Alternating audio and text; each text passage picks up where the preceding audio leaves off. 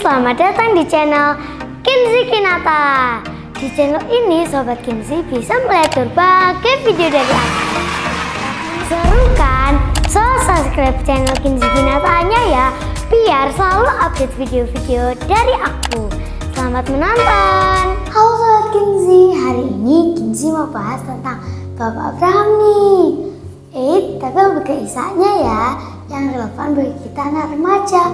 Tahu kan kisah Abraham yang mengorbankan anaknya Ishak di Gunung Moria? Kinzi ingetin secara singkat ya, tapi buat lebih detailnya Sobat Kinzi bisa baca sendiri di Kejadian 22 ayat 1-19. Abraham dan istrinya Sarah telah menunggu lama kelahiran seorang anak.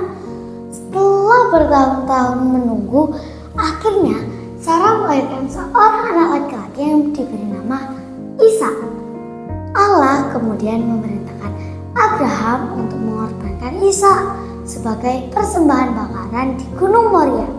Abraham sangat terkejut dan sedih mendengar perintah ini, karena Ishak adalah anak tunggal yang sangat disintainya. Namun Abraham memiliki iman yang kuat kepada Allah. Ia percaya bahwa Allah memiliki rencana baik, bahwa Dia tidak akan membiarkan Ishak mati. Abraham juga percaya bahwa Allah akan menyediakan korban pengganti untuk Ishak. Abraham dan Ishak kemudian berangkat ke Gunung Moria. Di tengah perjalanan, Ishak bertanya kepada Abraham tentang korban bakaran yang dipersembahkan. Abraham menjawab bahwa Allah telah menyediakan korban bakaran.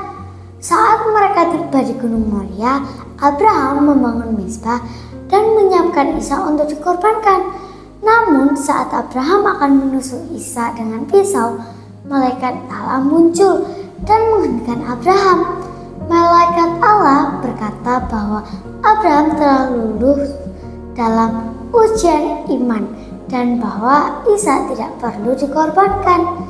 Sebagai gantinya, Allah menyediakan seekor domba jantan yang terjebak dalam semak-semak untuk dikorbankan sebagai persembahan bakaran.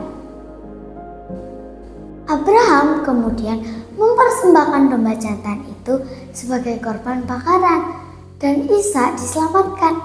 Kisah ini menunjukkan iman dan ketaatan Abraham kepada Allah serta kasih Allah yang tidak terbatas kepada umatnya. Sebuah renungan dari Ishak. Kok jadi saya yang tanggung jawab?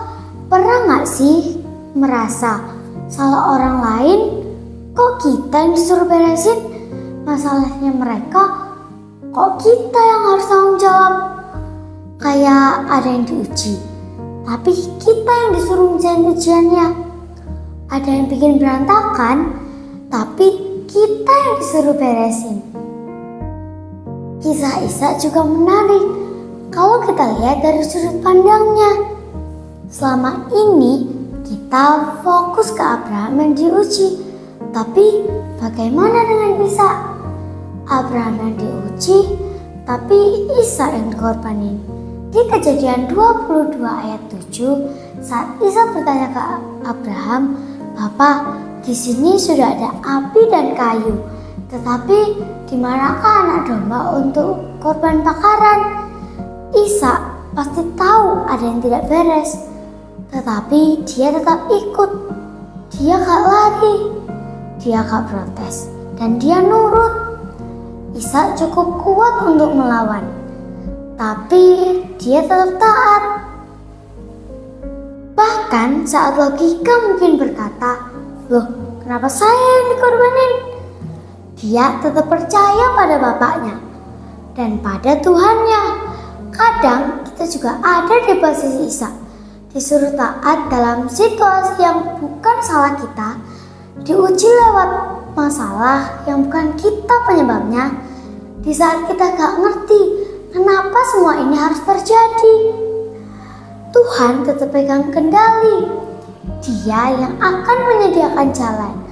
Mungkin kita lagi ada di posisi yang gak enak, harus menyelesaikan masalah yang bukan kita mulai. Terjebak dalam konflik yang kita nggak paham asal-usulnya. Dihadapkan pada situasi sulit karena keputusan orang lain. Kisah Ishak ngingetin kita bahwa ada momen dalam hidup kita di mana kita disuruh taat, padahal bukan kita yang diuji. Dan kisah Ishak mengajarkan satu hal, ketaatan bukan selalu soal mengerti, tapi soal percaya. Percaya bahwa Tuhan sedang membentuk hati kita. Dan di ujungnya, Tuhan akan menyediakan jalan keluar, kekuatan, bahkan keadilan. Seperti Kejadian 22 ayat 14, Tuhan menyediakan. Mungkin bukan solusi instan, tetapi janjinya pasti. Semangat menjadi berkat. Tuhan Yesus memberkati.